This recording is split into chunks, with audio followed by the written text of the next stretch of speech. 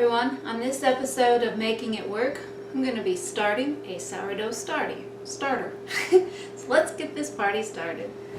About 2.5 years ago, I began exploring a healthier lifestyle with less sugar, less chemicals, changing out cosmetics and soaps and lotions and that type of thing, shampoo, all that kind of stuff. And then I was already making my own laundry detergent and stuff, and using mostly honey as a sweetener. And then about 2 years ago, Tim and I were watching a food documentary, and I had often wondered why so many people had gluten intolerance problems. And when we were watching this food documentary, one of the episodes, it was like a 4-part thing, but one of the parts was dedicated to breads. And for thousands of years, people had been making sourdough bread. But after World War II, commercial yeast became available. And after that, that's when all of these gluten intolerances came up. But what it is with the sourdough, the fermentation process uses natural yeast to change the gluten into a product that is more digestible. So what it is with a commercial yeast, with a yeast that you would buy in a packet at the store, in a quick rise type thing, in an hour and a half to rise, that gluten in that flour does not get changed into anything other than gluten. And then when people when they eat it, it just does not digest well. That's what causes the intolerance. So in the sourdough process, the fermentation process causes the gluten to get changed into something, just a more digestible, a healthier product. So, is it hard to make? No. Is it time or labor intensive? Not really, but it is timing intensive, very much so. So to start an actual starter, it's going to take probably a good 5 days. And when you're working with sourdough, always use glass, stainless steel, or like a crock, or food grade plastics. So that's pretty much what I have right here. I don't have much for plastic containers at all. I use mostly glass. To start this particular starter, I'm going to use a cup of whole wheat flour. And the only reason I'm using whole wheat right now is because it has more of the natural yeasts and stuff that help it grow. So always use either whole wheat, you can use rye flour, or an unbleached all-purpose type flour. And then to that, and whatever water you use, you cannot use tap water, because tap water has bleach in it, and that'll kill the organisms that we're trying to get to thrive in this process. So this is a 1/2 cup of distilled water. And you're just going to mix this up until there's no more dry flour. And it could take a little bit of mixing here. And you might want to add a little bit more distilled water. But yeah, you mix that up till it's all mixed in good. And then all you're going to do is cover it loosely with plastic wrap, or I have a lid for this, but I'm just going to use the plastic wrap. Okay, so it's mixed up pretty good. There's no dry flour in there anywhere. Put a lid of some sort, just loose plastic wrap is fine, and let it set somewhere warm for 24 hours. Now my house is fairly warm right now. It's summertime here right now, and I've got my AC set at 76. So that's plenty warm for what we're trying to do. I started the starter that I've used for over 2 years, for 2.5 years now, in the winter, and I found that the best place to set that was either on top of the refrigerator or on top of the water heater, because the heat from that it's perfect for this fermentation process to get this starter going. So that is day 1 of starting your starter. Okay, here we are, day 2 of how to start a starter. Look, banana clips. I don't know what they call them now, but 30 years ago I wore these all the time, and we called them banana clips. I'm really excited about these. Okay, back to this. This is how I had it covered with the loose plastic, and I'll just kind of hang on to that. Here's our starter. Ooh, it kind of separated a little bit. That's okay, no big deal. We'll just stir that thing up a bit. Stir it up. I'm going to stir it up and separate it. I'm going to just kind of split it in two. And I mean, you can do what's called pouring off. Oh, and that noise over there is Piper has decided now's a good time to eat her breakfast.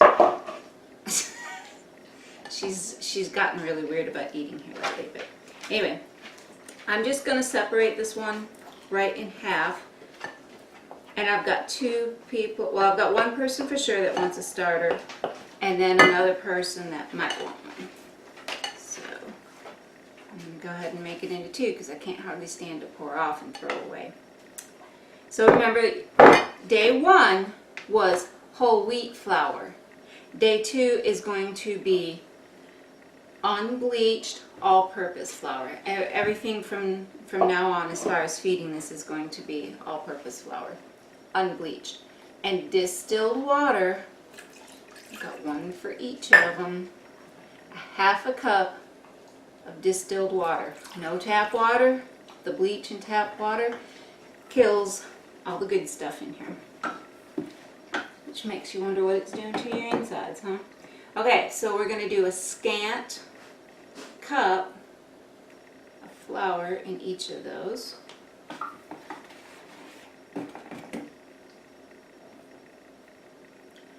And stir that up. And all we're going to do is stir this up and again let it sit for 24 hours. And then we'll take a peek at it again and see what it looks like. So yesterday, day 1 was a cup of whole wheat flour and a half a cup of distilled water, which I think I'm going to add a little bit more distilled water to that. Maybe another 1/4 cup apiece, just to get it easier to mix up, because you want to mix all of the flour into the mixture. And it's just going to be easier to do with a little more, maybe 1/8 of a cup, 1/8 to 1/4. This one's going to be similar.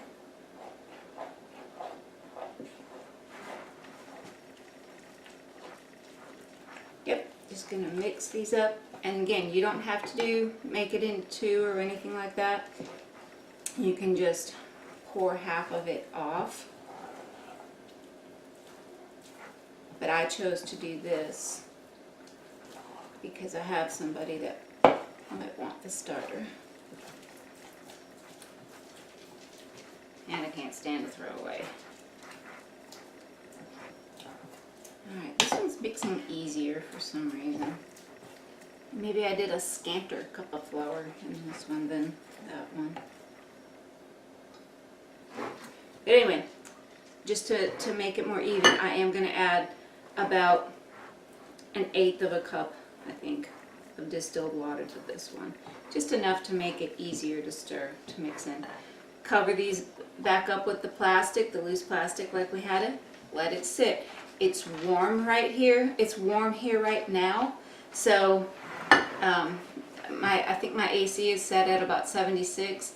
So if it was cooler out, like if it was winter time, you'd want to find a warm place to set these, maybe on top of the refrigerator, or I used on top of the water heater, which is in a closet for us, but as long as you remember that it's in there, you'll do all right with that.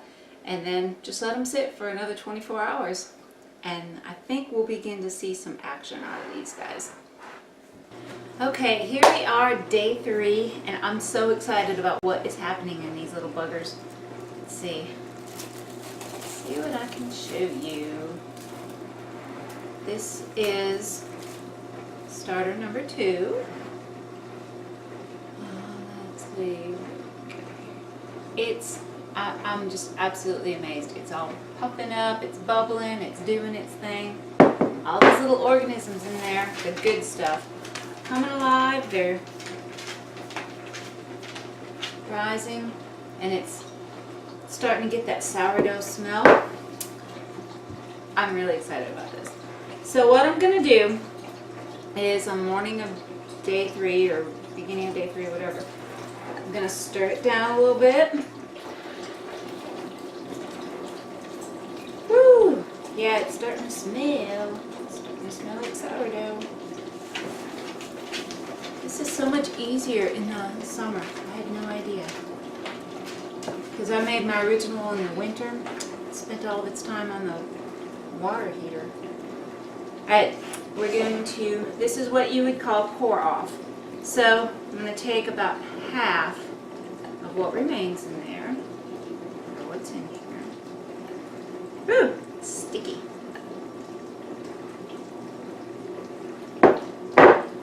Keeping about a cup.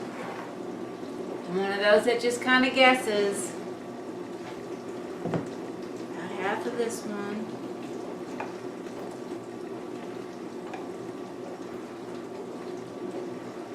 Okay, and to each of these, I'm going to add half a cup of distilled water. Always make sure it's distilled, or at least chlorine, fluoride free.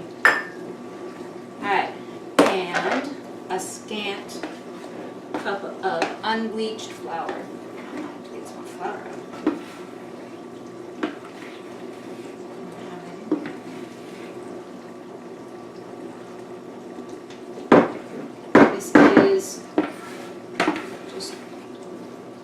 Unbleached all-purpose. Let's see. Yeah.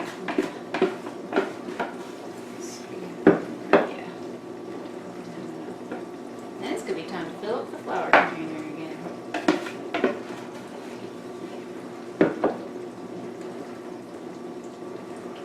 So yeah, if you're just doing one, just pour that off. And I might use this to make some pancakes or something like that. Stir it in, you're feeding it.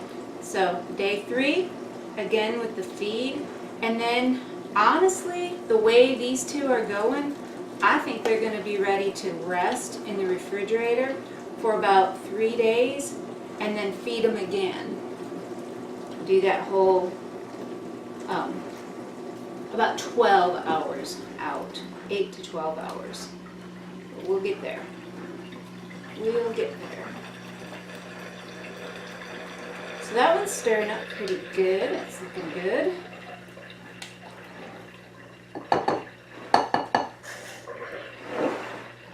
And let's see what this guy looks like. That's my dishwasher going in the background there. And earlier the dog was drinking water. Because they like to be part of the videos too.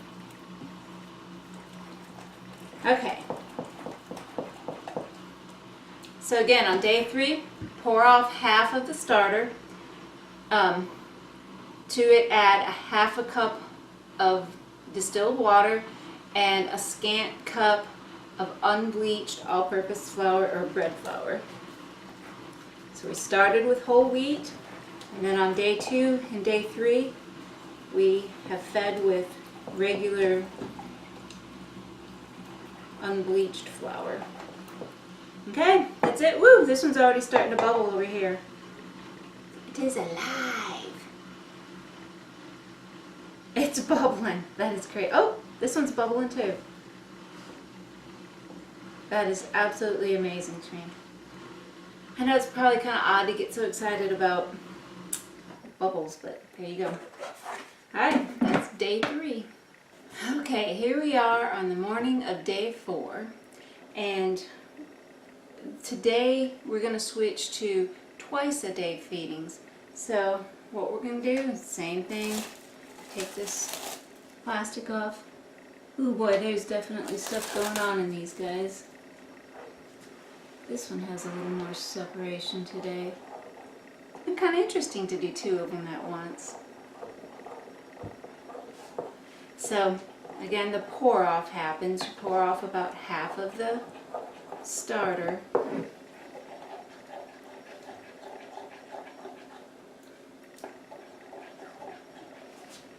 So let's see how much is that? About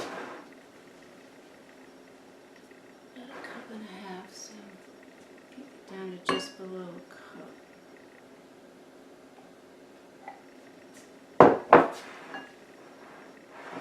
Bit more. And the only reason that you do the pour off is, well, for one thing, so that you don't have just a huge, ginormous amount of starter, and to help keep the pH balanced in it. Just a little bit more. And we'll stir this guy up. See the difference in color of the ones that's been stirred down and the one that hasn't. I don't know if I can see it or not, but okay, we'll stir this guy down. Oh, the waffles that I made yesterday with the pour off, they were awesome. I'll share that recipe sometime. Okay, so this one's stirred down. Pour about half off. Maybe a little bit more. And then, just like always, feed it with a half a cup of distilled water and a scant cup of unbleached all-purpose flour or unbleached bread flour.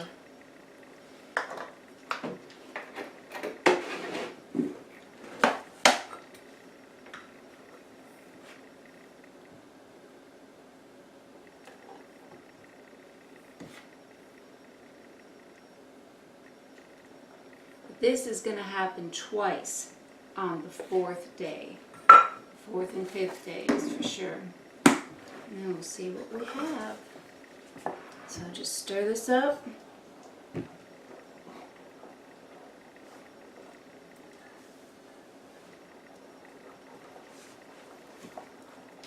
It's starting to be a lot more liquid, or like a runnier, wetter batter than it used to be. At first it was really hard to stir. You want to get all that flour worked in though. That's what all those little organisms are feeding off of. Oops. Okay.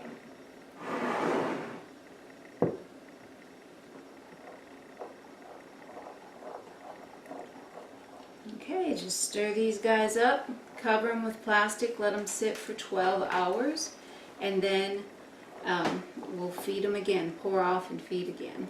Okay, here we are on day 5, and I did feed it twice yesterday, but I didn't record the second feeding because honestly, I didn't want to clean up my kitchen when it was time to feed it. So, and it's just more of the same. There's definitely more volume coming up each time, and there's like some frothy stuff going on. I don't know if you can see it or not.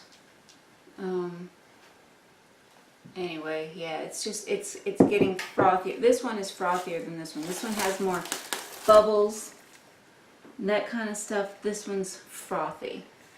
I don't know what makes the difference or anything like that, but it's going to be the same thing today. Day 5 is going to be stirring down, pouring off, and feeding again with a half a cup of distilled water and a scant cup of unbleached all-purpose flour.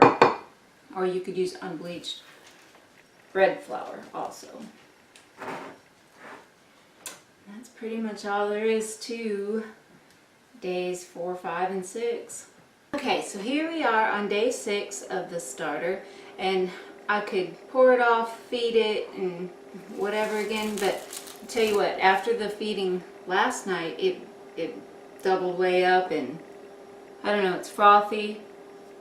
It looks good. I'm gonna call this one, I don't know if you can see it or not, but I'm gonna call, ooh, it smells good too. It smells like sourdough. I'm gonna call it ready. I'm gonna pour it into a clean jar and put that jar in the refrigerator for 3 to 7 days. Minimum of 3, maximum of 7, somewhere in between there. It'll be taken out, fed, and either start using it or pour some off.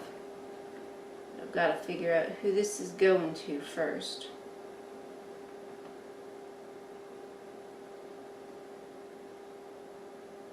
That's about a cup. That's about a cup and a half. A cup and a half is usually about what I keep.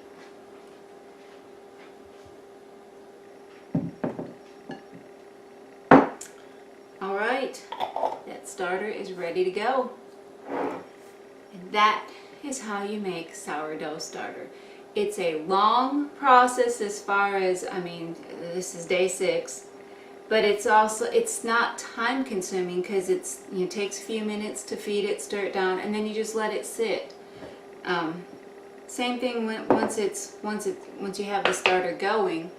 You pretty much just leave it in the refrigerator for most of the time. Take it out, feed it, use it, and put it back in the refrigerator. But thanks for watching Making It Work and how to make sourdough starter.